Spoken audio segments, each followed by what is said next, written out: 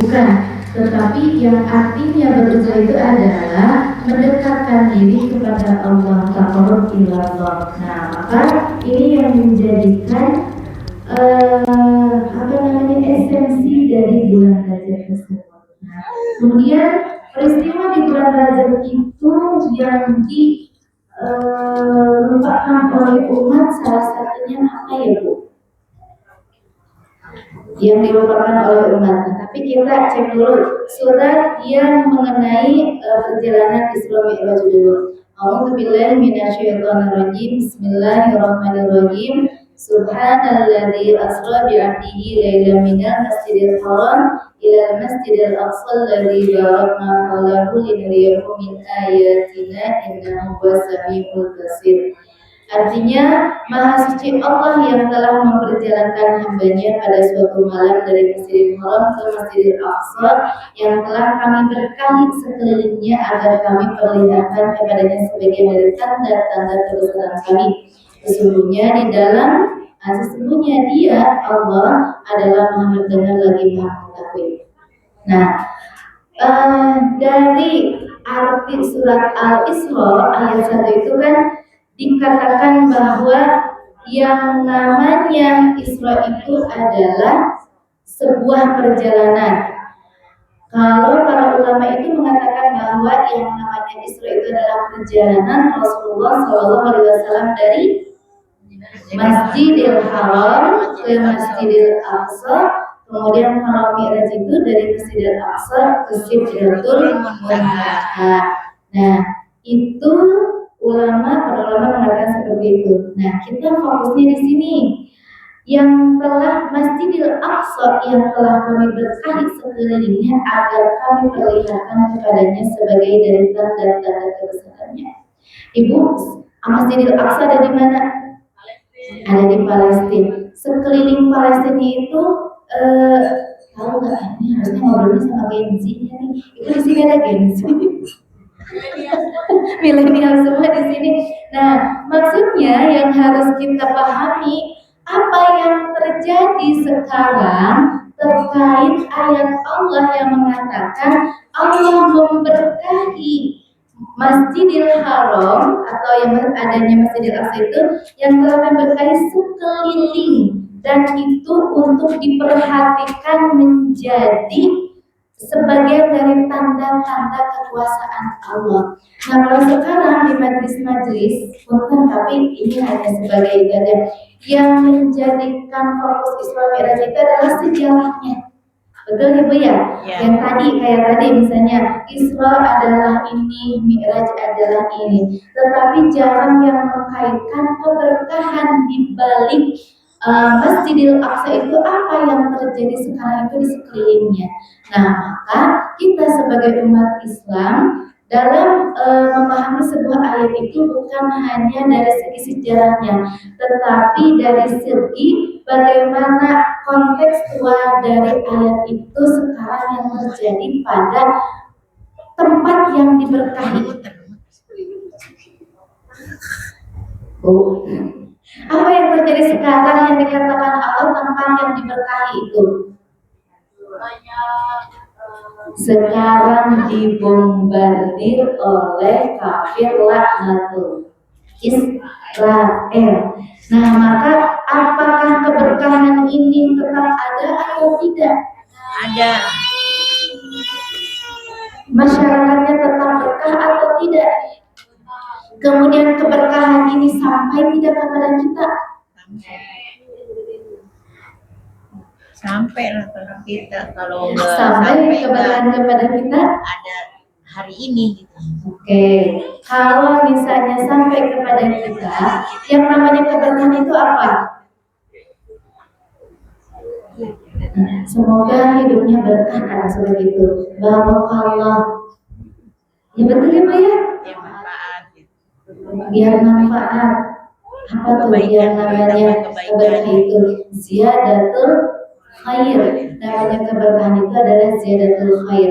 Artinya berarti ketika Allah mengatakan Allah memberkahi sekeliling agar kami perlihatkan kepadanya sebagai tanda-tanda kebesaran kami itu adalah bertambahnya kebaikan di tanah yang diberkahi itu ke seluruh umat Islam. Nah, pertanyaannya, kebaikan apa yang kita berikan kepada Palestina hari ini? Sementara keadaan Palestina hari ini sedang digenosida, sedang dibombardir oleh kafir laknatullah Israel. Apakah kita sudah peduli atau tidak? Apakah ingin kita kabarkan itu tetap ada atau bagaimana? Nah, maka ini yang menjadikan salah satu insya Allah pembahasan dari majelis ini. Ini jauh-jauh deh. Enggak, saya nggak terlalu jauh Bu. Ini kan bahas ayat ya. Tapi yang dibahas kenapa tidak Cilamaya aja? Tapi kenapa tidak Cikampek aja atau di Kerasak aja? Kan kita itu ketika dikatakan kata Allah al-muslimu kajasadil wahid, muslim itu seperti jasad yang satu, berarti dimanapun keberadaannya seorang muslim itu harus merasakan sakitnya. Nah, maka di bulan Ramadan ini, di bulan Rajab ini khususnya menjelang Isra Mi'raj itu ada peristiwa yang menjadikan titik tolak keberkahan itu, yaitu tadi perjalanan dari Masjidil Haram ke Masjidil Aqsa, dan dikatakan secara tersurat bahwa yang disebut Masjidil Aqsa itu adalah diberkahi sekelilingnya. Harusnya keberkahan itu akan tetap ada selama kebaikan itu tetap ada, selama Palestina tetap ada, selama Masjidil Aqsa tetap ada. Tapi sekarang yang terjadi, orang-orang Palestina itu menjerit, wahai kaum muslimin, di mana kalian sehingga kami itu untuk mendapatkan sebotol minuman saja kami itu harus memumpah. Kepada siapa? Kepada tetangga di di sekitarnya itu, tapi tidak ada yang mendengarkan. Maka di Masjidil Aqsa di Palestina itu sekarang itu bukan karena meninggal dibombardir saja, karena meninggal kehausan dan juga kelaparan. Nah, ini yang menjadikan titik tolak kenapa harus membahas di sekeliling Masjidil Aqsa, agar kita itu tersentuh. Kenapa nih gitu kan, apa yang terjadi? Kalau di Cilamaya mungkin hanya kekurangan beras ya Bu ya, hanya kekurangan kasih sayang, hanya kekurangan uang belanja, betul, kekurangan belayan. Tapi di sana, saudara kita di sana, jangankan memikirkan tadi belayan, untuk mendapatkan seteguk minuman saja mereka itu harus mengibah. Mengibahnya bukan hanya kepada kaum muslimin, tetapi tadi saya gini Bu, ketika ibu-ibunya itu menyaksikan anak-anaknya meninggal itu bukan kata rintihan atau tangisan, tapi mereka mengatakan alhamdulillah, anakku tidak kelaparan lagi. Alhamdulillah, mereka bertemu dengan hidangan-hidangan yang dijanjikan oleh Allah. Alhamdulillah, mereka sudah tidak menderita lagi. Alhamdulillah, mereka sebagai syahid. Kalau kita yang meninggalnya itu adalah anak kita, kita kira-kira apa Bu? Merasa, ya Allah, kenapa harus anakku yang diambil? Kenapa aku saja? Dia itu masih kecil dan sebagainya. Betul nggak Bu? Nah, berbeda keadaannya dengan tingkatan yang terjadi di sekarang Palestina, karena tadi keimanan yang dirasakan oleh mereka itu tadi dari keberkahan yang Allah suratkan di dalam surat Al-Isra ini. Kalau kita melihat mental tempel mungkin ya Bu ya. Kalau mereka itu mental baja. Jadi ketika ada pun kalau kita misalnya diambil, anak kita itu mengatakan alhamdulillah ya Rabbi. Ada ya Bu ya.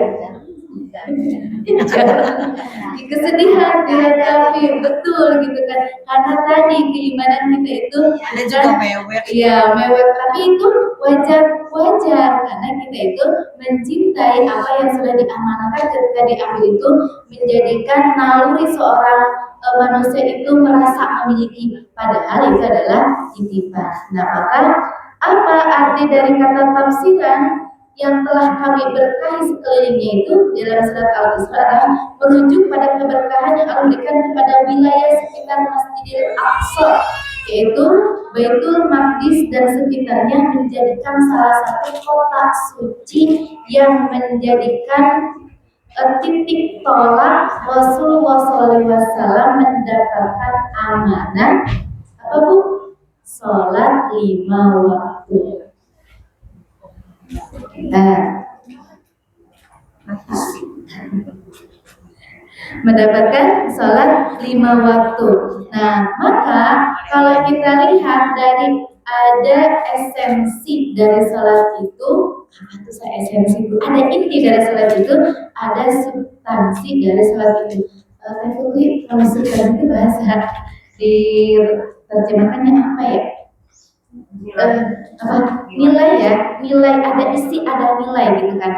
Nah, maka ketika kita melihat bahwa esensi dari salat itu adalah taqarrub ilallah, betul Ibu ya? Makanya kan di dalam surat Al-Baqarah dikatakan apabila manusia mendapatkan masalah itu, maka kata Allah apa? Sholat, sabar. Gitu kan? Nah, maka ketika mendapatkan ujian, maka kata Allah sholat dan sabar.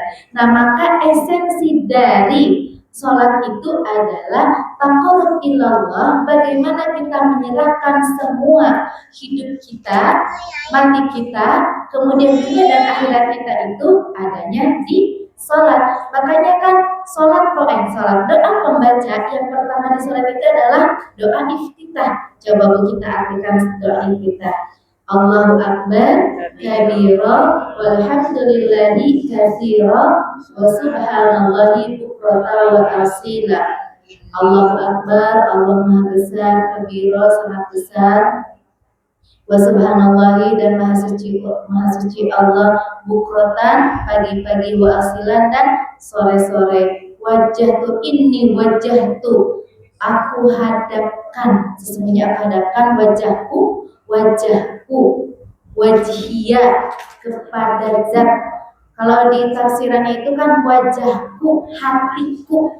Jadi bukan hanya kakak gini kan, secara rukun sholat yang disebut dengan wajahku berarti semua anggota tubuh dari mulai wajah sampai kaki itu menghadap kiblat. Jadi misalnya contoh ya Bu ya, saya itu dulu ke gerakannya. Kalau misalnya kita gerakan sholat ini, kan juga aku hadapkan wajahku. Contoh misalnya ini, ketika misalnya sholat, yang namanya menghadap itu berhadapan Ibu ya, berhadapan. Tapi ini masalah gerakannya. Tapi kalau misalnya begini, setiap gerakan itu ada gerakan ketika wajah itu berubah. Nah, maka menurut ulama fikih, Imam Syafi'i salah satunya itu ketika misalnya ada perubahan di wajah itu menjadikan batal. Contoh misalnya gini, boleh saya berdiri? Boleh, nggak apa-apa Bu. Ya. Kalau bahasa Garut, punten ngalejeg heula gitu kan. Nah, seperti ini misalnya, contoh misalnya gini. Contoh misalnya kita sudah berdiri, kemudian ikut Allahu Akbar. Kemudian sami Allahu liman hamidah. Nah, itu menjadikan batal. Kenapa? Karena dari kata-katanya juga aku hadapkan wajahku wajhiya lilladzi fatara samawati wal ardh, itu berarti tidak ada gerakan lain ketika menghadapkan itu fokus ke hadapan. Jadi kalau misalnya secara ilmu fikih ketika misalnya Allahu Akbar keangkat kemudian tunduk lagi, itu ada perubahan wajah punya itu menghadapnya itu. Nah, maka seperti apa? Maka Imam Syafi'i mengatakan tunduknya itu ke arah sejadah, kemudian hanya ininya saja yang bergerak, kemudian sama ininya juga bergerak, tidak dengan wajahnya. Karena tadi wajahnya itu sudah dikatakan ini wajah wajah dari segi rukun salat, gitu ya Bu ya. Sedikit saja. Selamat maka semuanya Bapak-bapak, nah maka ini itu dari segi ya rukun sholatnya. Nah itu memang kadang ya gitu kan suka kita itu kadang ikut bergerak. Nah maka dalam konteks secara fikih yang disebut dengan wajhku wajhiya lilladzi fataras samawati wal ardh itu dalam Jadi nunduk gitu kalau itu. iya, jadi wajahnya nggak usah ikut karena tadi kan sudah kan ini artinya wajhku wajhiya lilladzi fataras samawati wal ardh hanifah. Artinya hanifah itu dengan lurus, jadi tidak ada gerakan lagi. Gitu. Lurusnya kemana? Ke arah sujud. Nah, kalau kita lihat dari konteks secara doa, secara rukun, gitu kan, ya. Kasih, Jangan tengok-tengok. Gak boleh tengok-tengok. Kan tadi di dalam fokusnya doanya itu sudah disiapkan kata Allah wajhtu wajhiya lilladzi fataras samawati wal ardh hanifan musliman wa ma ana minal musyrikin. Inna salati. Nah, kemudian inna salati sesungguhnya salatku wa mahyaya hidupku wa nusuki ibadahku wa mahyaya hidupku wa mamati dan matiku lillahi rabbil alamin. Nah, maka esensi dari salat itu adalah tadi hidupku wa ibadahku. Tadi apa? Inna sholati sholatku wa nusuki ibadahku wa mahyaya matiku wa mamati hidupku matiku lillahi rabbil alamin. Nah, maka esensi dari sholat itu adalah ketaatan, ketundukan. Ujungnya apa tuh doanya? Wa mahyaya wa mamati lillahi rabbil alamin la syarika lahu wa bidzalika umirtu wa ana minal muslimin. Nah, maka kata muslim menurut para ulama itu artinya adalah berserah diri. Berserah diri kepada siapa? Kepada ketundukan, ketaatan kepada Rabb semesta alam. Nah, maka ketika ada doa iftitah itu sebagai doa pembuka, menurut para ulama itu mengatakan bahwa ketika seorang hamba berdiri untuk sholat, kemudian meyakini bahwa sholat itu adalah perintah Allah, meyakini bahwa sholat itu adalah ketundukannya kepada Allah, maka kata Allah, wahai para malaikat, doakan, aminkan, saksikan bahwa hamba-hambaku sedang menyembahku. Jadi kalau misalnya kita pas Allahu Akbar kabira walhamdulillahi katsira dan selanjutnya itu Allah itu menyuruh para malaikat itu untuk menyaksikan salat kita. Allah berbangga hati kepada malaikat itu menyaksikan kita itu menyembahnya, gitu kan, seperti itu. Nah, maka berburu para malaikat itu untuk mendoakan kita itu ketika sholat. Maka dalam kajian fikih yang disebut sholat itu adalah apa, Bu? Dimulai dengan takbiratul ihram, diakhiri dengan salam. Isi dari doa itu secara bahasa itu adalah doa, kan? Nah, maka esensi dari sholat itu adalah tadi ketundukan, kepatuhan, ketaatan, kepasrahan kepada Allah sebagai Rabb semesta alam. Nah, maka kalau kita lihat tadi sudah ada esensi, selanjutnya berarti ada substansinya.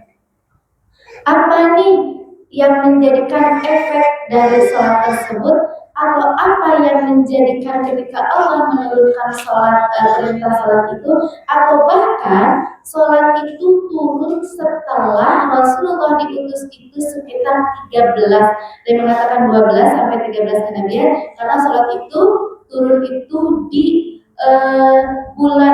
di tahun ke-12 kenabian. Jadi setelah Rasulullah berdakwah selama 12 tahun di Mekah, dan Rasulullah setiap harinya itu berkeliling untuk untuk tolabun nusrah. Tolabun nusrah itu meminta pertolongan kepada para pemuka kaum kabilah pada saat itu untuk apa? Bersama-sama melaksanakan sholat itu, tapi bukan dalam artian sholat duhur asar 5 waktunya, tapi dalam artian iqamus sholat wa iqamus syariah. Nah, jadi berdirinya sholat itu adalah bertepatan dengan harus mendirikannya syariat Islam. Nah, maka ketika Rasulullah di fase Mekah ini belum mendapatkan tolabul nusrah atau pertolongan dari para pemuka Jazirah Arab pada saat itu, maka kata Allah, berhijrahlah ke sebuah kota yang disebut dengan Yathrib. Nah, maka mulailah di sana ketika Rasulullah itu mengutus salah seorang sahabat, Mus'ab bin Umair, mengajarkan Islam di sana selama kurang lebih 2 tahun. Kemudian ada Bai'atul Aqabah pertama, yang Bai'atul Aqabah pertama itu, ini saya pernah menerangkan di sini atau belum ya? Belum ya. Bai'atul Aqabah pertama itu adalah perintahnya. Jadi gini, ulangi lagi Bu ya. Kebiasaan orang Arab jahiliyah pada saat dulu itu sama dengan jahiliyah modern pada saat sekarang. Ayo kita bandingkan. Yang disebut dengan jahiliyah itu yang pertama, jahiliyah dari segi tauhid. Bu, kalau sekarang di zaman modern dari segi tauhid jahiliyah atau tidak? Tidak. Jahiliyah dari tauhid. Yang menjawab 3 silahkan acungkan tangan. Mus'ab. Mus'ab.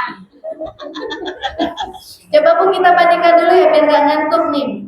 Jahiliyah pada Arab dulu sebelum semasa Rasulullah dengan katanya kita juga dikatakan jahiliyah modern, maka kita bandingkan dulu. Kalau zaman dulu dalam segi akidah mereka menyembah apa?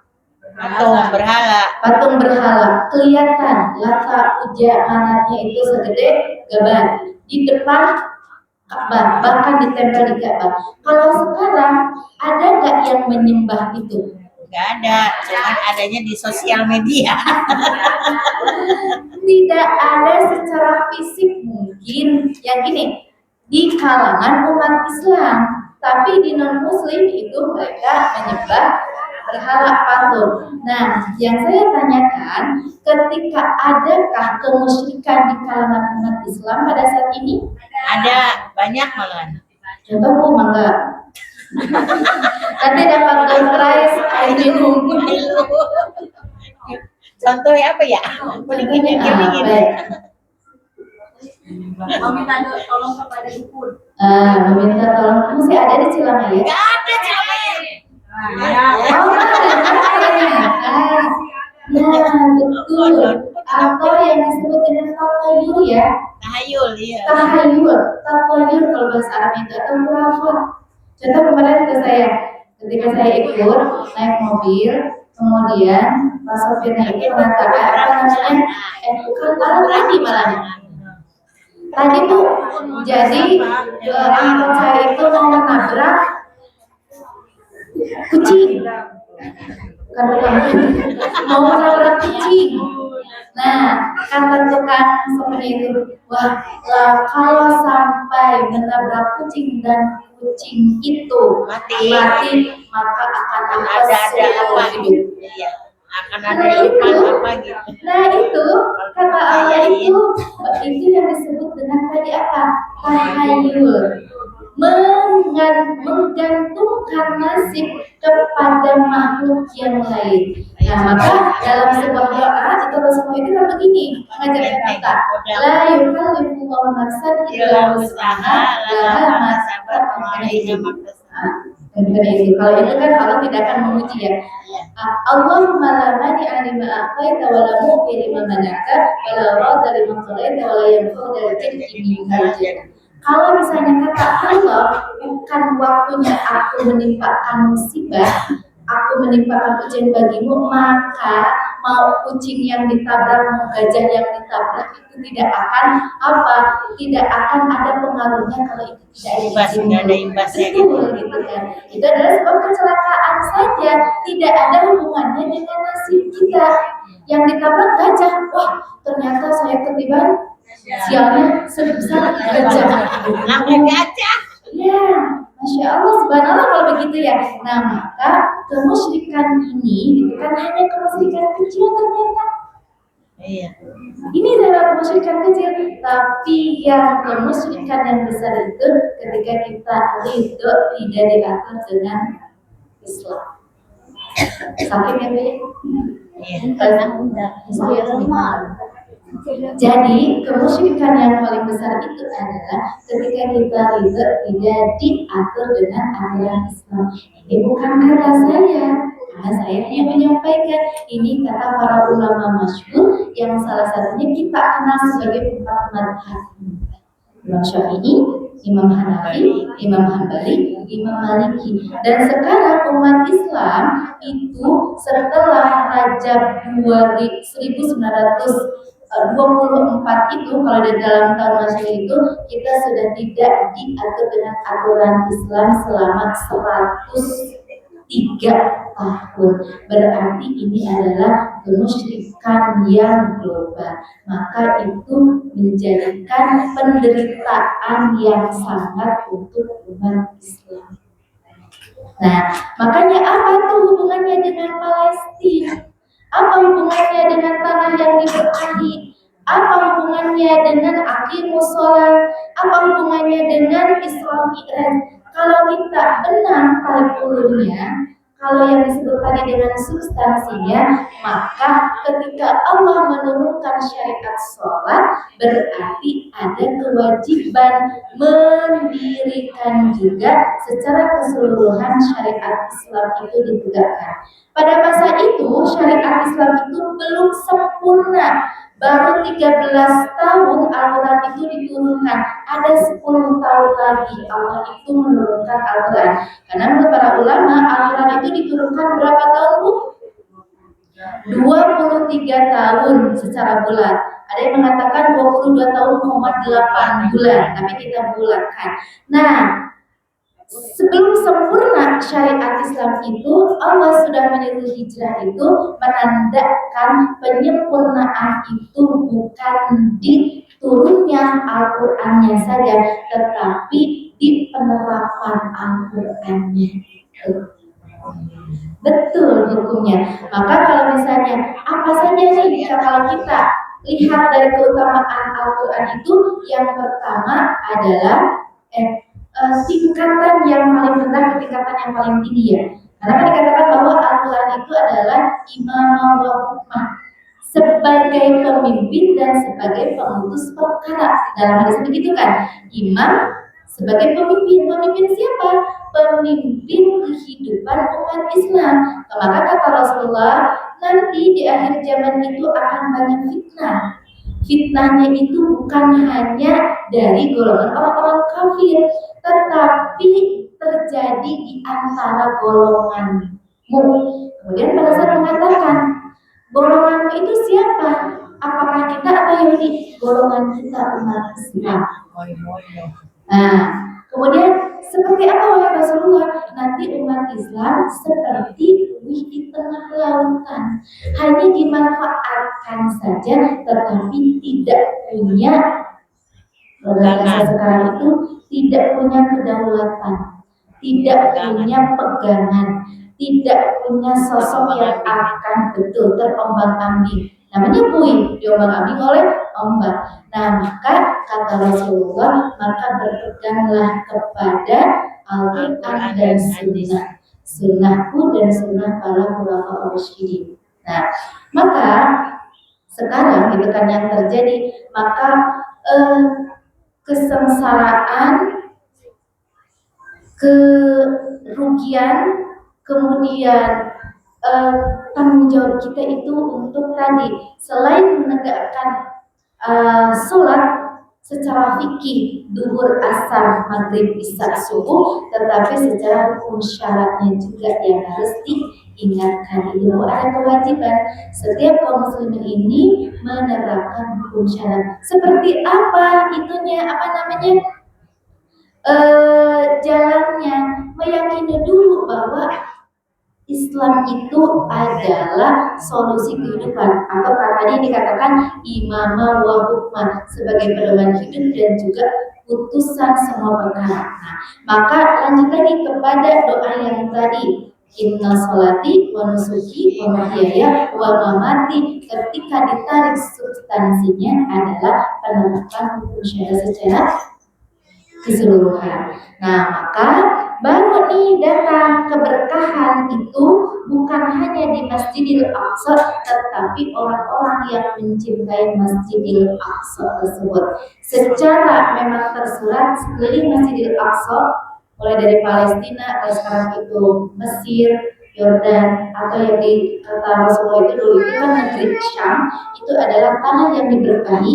Itu yang harus kita fokus sekarang itu menjadi apa, Bu? Menjadikan bancakan bagi kaum-kaum kafir, dan kita itu kalah besar. Padahal umat Islam itu sekarang banyak atau tidak?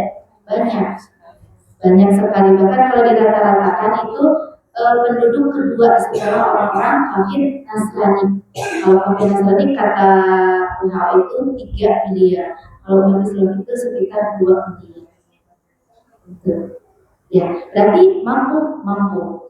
Nah, cuman tadi, kita lihat dulu dari surat Al-Isra yang tadi.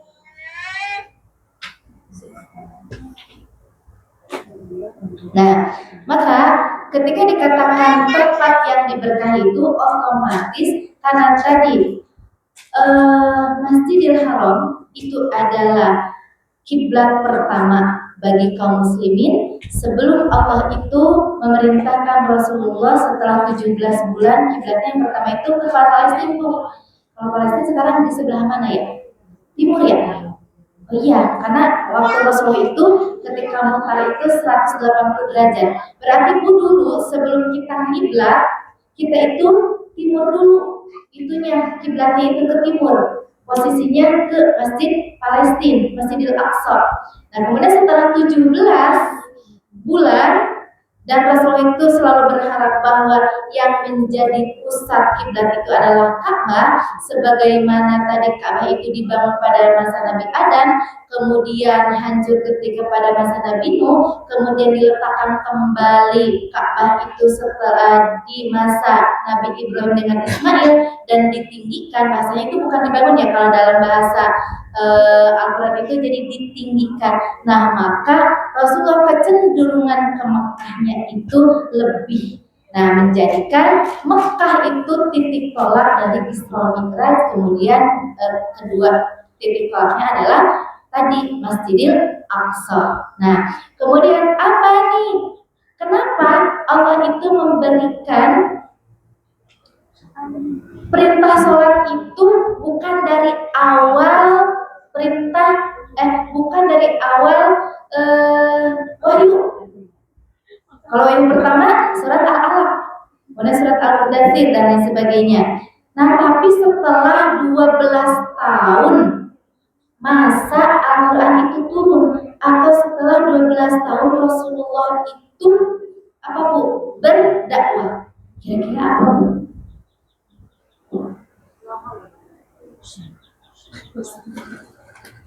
Tuh, senang mereka dan mikirnya benar ya, Bu ya? Iya, kalau dipelajari. Nah, tapi kita menjadikan apa, Bu? Menjadikan tarik benang merahnya. Kenapa? Karena ketika kewajiban menegakkan syariat Islam secara total itu perlu kekuatan. Nah, contoh dulu deh, kita lihat dulu syariat sholat itu secara fikih dulu. Coba cek lainnya punya. Dulu ya saya pernah begini ya, saya pernah menganalogikan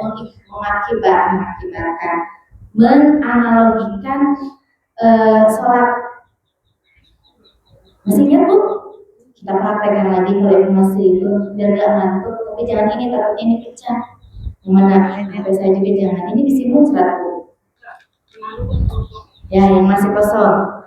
Nah, ini aja. Ini apa, Bu? Ya. Nah, kasih aja yang ini kalau pecah. Nih, Islam itu dibangun atas 5 dasar, kan, betul? Apa dulu, Bu? Sholat, syahadat, sholat, zakat, puasa, ibadah haji. Ibadah haji ketika kita lepas masih gak itu selamanya dipegang, masjid. Kenapa? Karena ibadah haji itu bagi orang yang mampu. Misalnya ada orang yang tidak mampu, kena kewajiban tersebut? Tidak, betul. Kemudian zakat bagi siapa juga? Yang mampu. Ketika ada orang yang tidak mampu berzakat, bahkan menjadi mustahik zakat, wajib tidak? Tidak, betul. Yang ketiga, puasa. Kata Allah, puasa bagi siapa?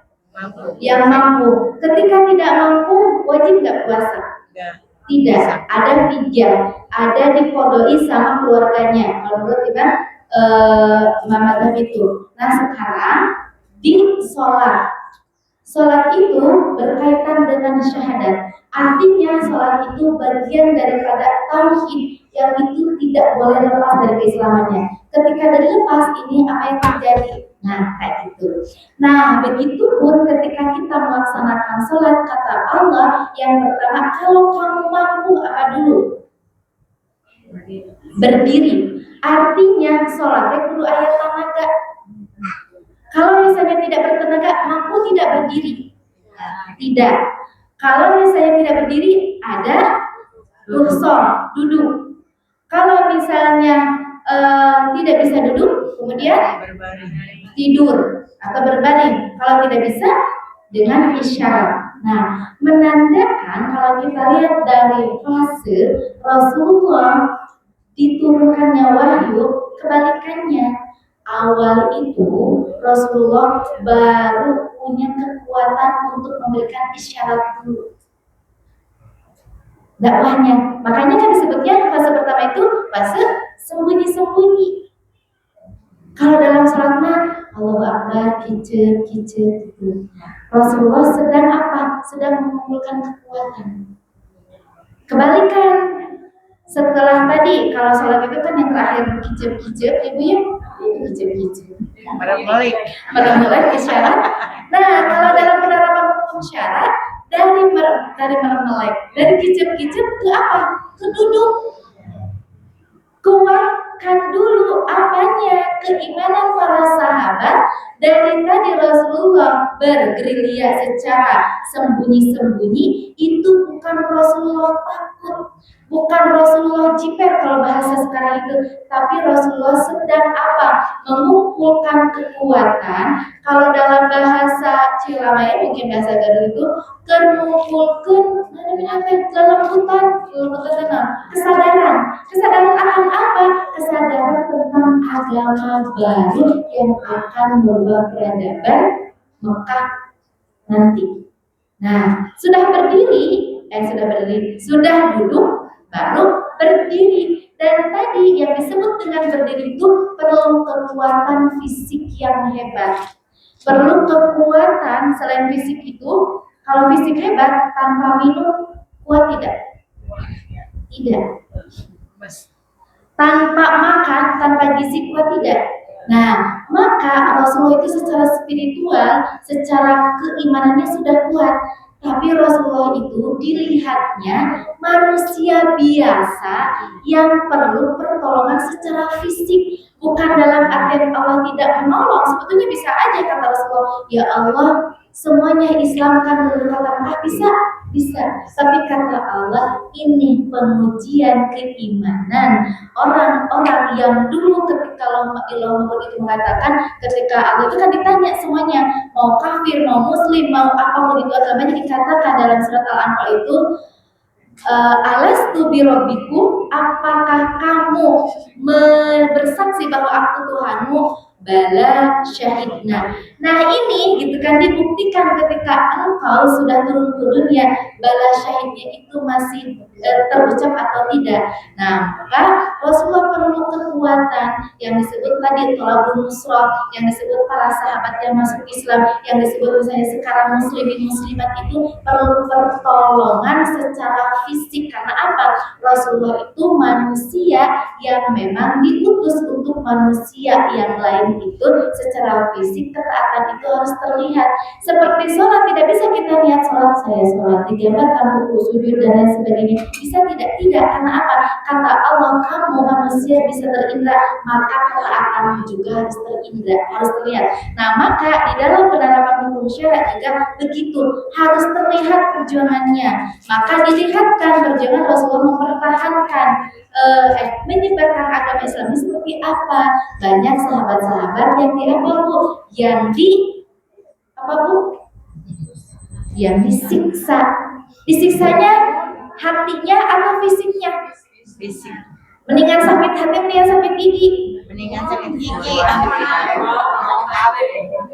Sakit. Jadi kalau kita mending disiksa batin, mending disiksa lahir. Gak mau dua-duanya.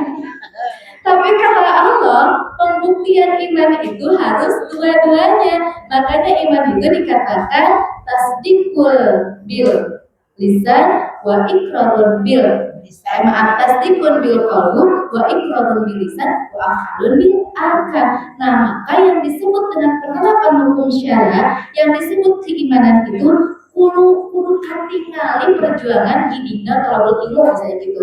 Kudu katingali harus kelihatan dia berdiri untuk sholatnya, harus kelihatan dia berangkat ngajinya, harus kelihatan dia mengucapkan takbiratul ihramnya. Jadi kalau saya di sholat cuma begini aja, Allahu Akbar, itu tidak sah. Kenapa? Karena harus terdengar dengan telinga kita. Allahu Akbar, Alhamdulillah. Nah, seperti itu ya. Itu menandakan bahwa Allah itu perlu bukti secara fisik kita itu meyakininya, bukan hanya hati saja. Kayak gitu. Dalam sholat seperti itu, dalam perjalanan juga seperti itu.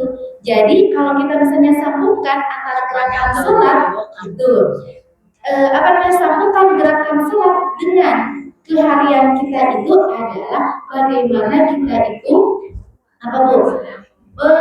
menyambungkan mulut kita, bibir kita, hati kita, mata kita itu tadi berserah diri kepada Allah itu dengan melaksanakan hukum-hukum Allah itu. Jadi kalau misalnya dihubungkan tadi gerakan salat dengan dakwah Rasul itu sama-sama memerlukan perjuangan fisik. Dan kita mah bangsa, kita bangsa apa? Kan kita Allah itu menciptakan dua. Wa ma khalaqtul jinna wal insa illa liya'budun. Jadi kita bangsa apa? Manusia. Saya kaget tadi ibu ditanya, ibu bangsa apa? Tidak ada yang menyambut. Bangsa Indonesia. Kira betul. Oh, bagus gak nyeletuk ya? Oh, bangsa apa kan? Bangsa Jadi bangsa Indonesia. Indonesia nggak nyeletuk doang. Kan kita bahasa. Oh, takutnya bangsa Indonesia. Salah sebut tuh Iya. Nah, maka saya tadi hampir saja pulang karena tadi tidak yang menjawab. Nah, maka wama kalau jinna wal insa illa liya'budun, maka jirimnya manusia apa tuh jirimnya tuh? Bentukannya manusia itu gitu kan terlihat, maka upaya daya dan juga semuanya itu harus terlihat karena kita itu bangsa yang diciptakan terindra oleh mata. Nanti salah lagi ya. Nah, seperti itu. Nggak dinilai. Nah, maka ketika kita lihat sejarah Isra Mi'raj itu adalah tadi membuktikan Rasulullah dengan sahabat-sahabat yang beriman itu meninggalkan secara fisik hartanya di Mekah, kerabatnya di Mekah, kemudian semua yang di Mekah itu ditinggalkan untuk berhijrah ke Madinah, dan di Madinah itu mereka tidak punya apa-apa, hanya satu keyakinannya yaitu keimanan. Nah, maka keimanan ini yang menjadikan titik tolak bagaimana Islam itu bisa berkembang sampai sekarang. Bagaimana iman ini bisa tersebar sampai ke Celamaya, ke Karasak, ke Masjid Mama Leman atau ke Tajung Mama Leman. Karena apa? Ada keimanan yang dibawa dari spirit Isra dan Mi'raj itu. Kemudian Rasulullah mendirikan daulah Islam di sana itu untuk apa? Menyebarkan Islam itu bukan hanya sebatas sholat rukun, sholat sebagai ibadah ritual saja, tetapi sholat sebagai apa? Penerapan hukum syara, penerapan hukum syariat. Nah, maka disambungkan lagi bagaimana yang disebut dengan diberkahi itu, yaitu ziyadatul khair, tambah-tambah keberkahan kalau dari penerapan Islam itu bisa menyelamatkan hidup kita. Penerapan Islam itu secara sempurna bisa menyelamatkan Palestina yang sekarang sedang digenosida. Nah, maka menjadikan PR bagi umat Islam seluruhnya, baik di Mama Tajung, di Tajung Mama Leman, di mana lagi di Cilamaya dan di Garut, dimanapun, menjadikan apa tugasnya itu adalah meyakini bahwa Islam itu adalah keberkahan, dan keberkahan itu datangnya dari penerapan hukum syariat. Ya, jadi ya. Iya. Ini tebih-tebih cina nerangkeun teh kan nyambung ka dieu kan itu ya. Tadi dari Palestina sampai ke sini nyambung. Kerasa karena apa? Tadi kan ada keimanan.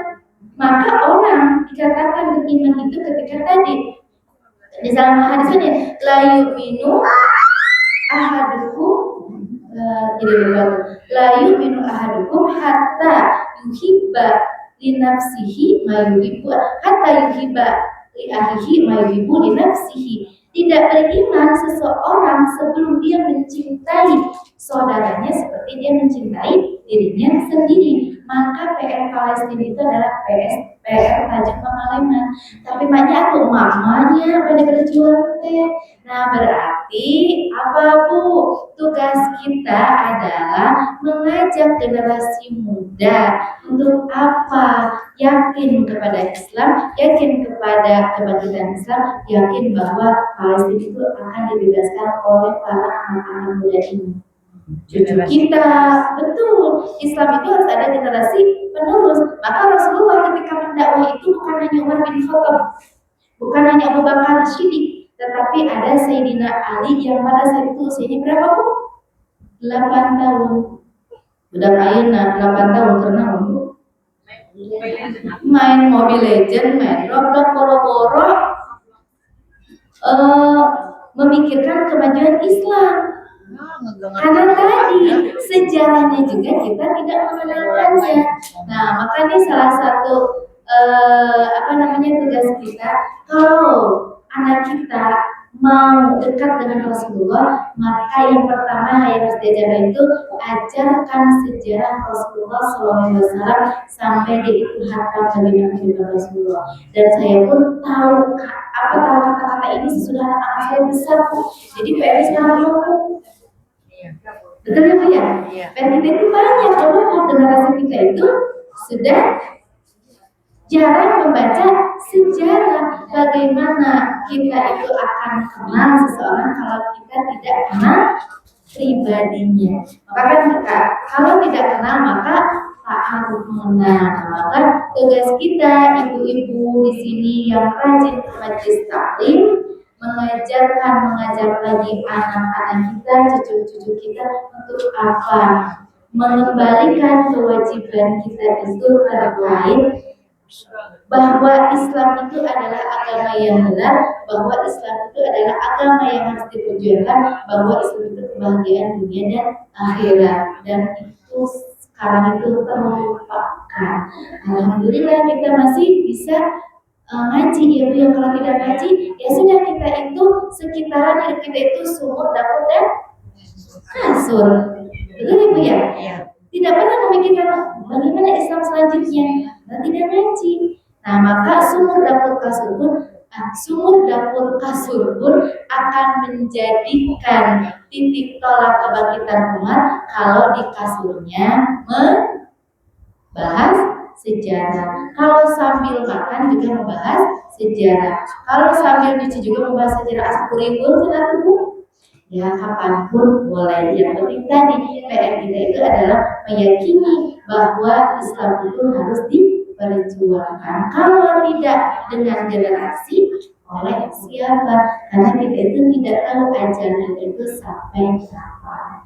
Nah, mungkin Ibu untuk kajian siang ini kita cukupkan. Ada yang mau ditanyakan? Cukup Ibu yang lihat cina ini mah bahasa nana jauh dari. Gak apa-apa kan tadi kan esensi salatnya saya dapat ya. Nah maka minimal tadi kan oh iya ternyata ketika gerakan salat itu wajah tuh wajah itu fokusnya ke ya betul ke sana. Ya dan ditutup dengan doa langsung ya. Ya kita beristighfar bersama-sama. Astaghfirullahaladzim, astaghfirullahaladzim, astaghfirullahaladzim. Li waliwalidayya wa li ashabil huquqil wajibati alayya wa li masyayikhina wa li ikhwanina wa li jami'il muslimina wal muslimat wal mu'minina wal mu'minat al ahya'i minhum wal amwat wa atubu ilaihi. Alhamdulillahi rabbil alamin ar-rahmanir rahim maliki yaumiddin iyyaka na'budu wa iyyaka nasta'in ihdinas siratal mustaqim siratal ladzina an'amta 'alaihim ghairil maghdubi 'alaihim waladdallin. Amin. Alhamdulillahi rabbil alamin hamdan na'imin hamdan syakirin hamdan yuafi ni'amahu wa yukafi'u mazida ya rabbana lakal hamdu wa lakal syukru kama yanbaghi li jalali wajhika wa 'azimi sultanik. Radina billahi rabba wa bil islami dina wa bi muhammadin nabiyya wa rasula wa qur'anan Bismillahilladzi la yadurru ma'a ismihi syai'un fil ardi wa la fis sama wa huwa samiul alim. Allahumma ighfir lana dhunubana wa liwalidina kama rabbayana shighara. Allahumma barik lana fi Rajab wa Sya'bana wa ballighna Ramadana. Allahumma inna nas'aluka salamatan fid din wa afiyatan fil jasad wa ziyadatan fil ilmi wa barakatan fil rizqi wa taubatan qabla al-maut wa rahmatan 'indal maut wa maghfiratan ba'dal maut.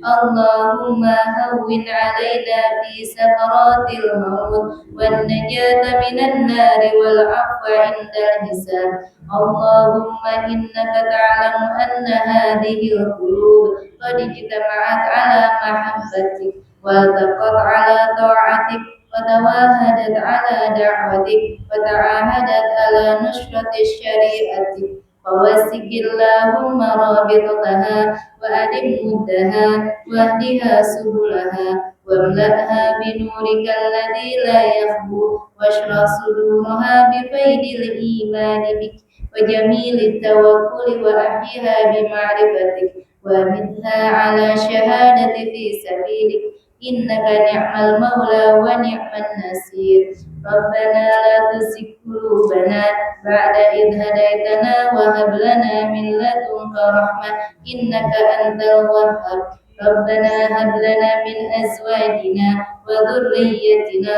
qurrata a'yun waj'alna lil muttaqina imama. Rabbana atina fid dunya hasanah wa fil akhirati hasanah wa qina adzabannar. Wa sallallahu ala sayyidina Muhammadin wa ala alihi wa sahbihi wa baraka wa sallam. A'udzu billahi minasyaitonir rajim. Bismillahirrahmanirrahim. Alhamdulillahirabbil alamin arrahmanir rahim maliki yaumiddin iyyaka na'budu wa iyyaka nasta'in ihdinas siratal mustaqim siratal ladzina an'amta 'alaihim ghairil maghdubi 'alaihim waladdallin. Amin. Mohon maaf dari segala kekurangannya. Wabillahi taufiq wal hidayah. Assalamualaikum warahmatullahi wabarakatuh.